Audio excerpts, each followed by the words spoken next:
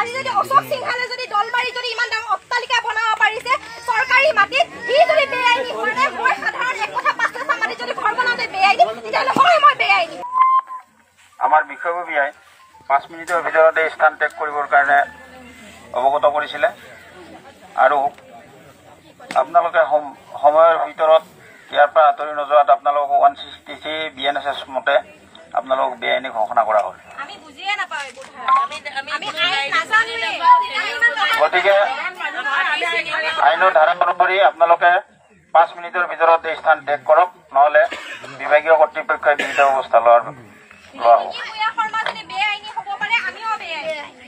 নিজৰ মাটি যদি অধিকাৰ যদি খোজাত যদি আমি বেআইনী হৈছো তেতিয়াহ'লে হয় আমি বেআইনী, যোনে যি কৰে কৰিব পাৰে। এতিয়া আজি যদি অশোক সিংহালে যদি দলমাৰি যদি ইমান ডাঙৰ অট্টালিকা বনাব পাৰিছে চৰকাৰী মাটিত সি যদি বেআইনী হয় মই সাধাৰণ এক কথা 5 লাখ মাটি যদি ঘৰ বনাওঁতে বেআইনী তেতিয়াহ'লে হয় মই বেআইনী।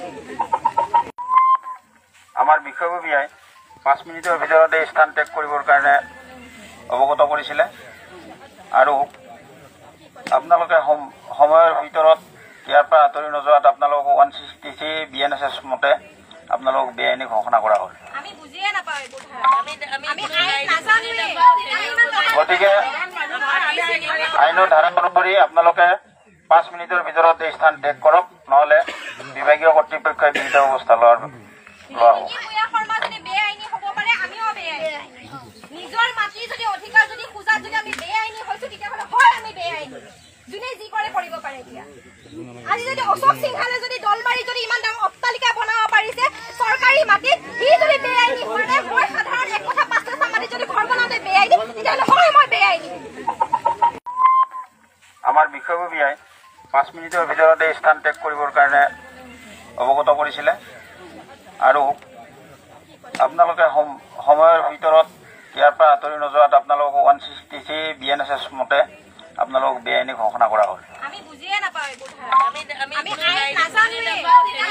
গতিকে আইনৰ ধাৰা অনুসৰি আপোনালোকে 5 মিনিটৰ ভিতৰতে স্থান ত্যাগ কৰক, নহ'লে বিভাগীয় কৰ্তৃপক্ষই বিহিত ব্যৱস্থা লোৱা হ'ব।